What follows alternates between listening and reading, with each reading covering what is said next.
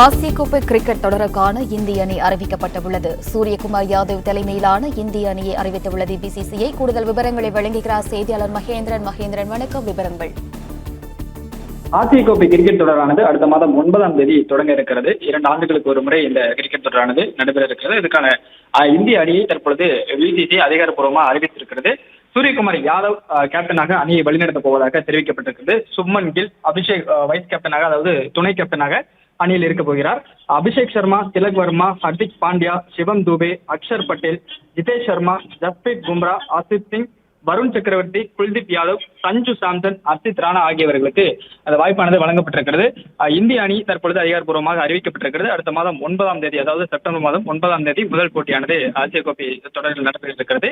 இந்த தொடரில் ஏ பிரிவில் இந்திய அணி விளையாடுகிறது. இந்தியா, பாகிஸ்தான், ஐக்கிய அரபு அமீரகம், ஓமன், இலங்கை, வங்கதேசம், ஆப்கானிஸ்தான், ஹாங்காங் உள்ளிட்ட 8 நாடுகள் இந்த ஆசிய கோப்பை தொடரில் விளையாட உள்ள நிலையில் இந்தியா தனது அணியை தற்பொழுது அறிவித்திருக்கிறது. பிளே ஸ்டோர் மற்றும் ஆப் ஸ்டோரில் இருந்து பாலிமர் செயலியை QR கோடு மூலம் பதிவிறக்கம் செய்யுங்கள்.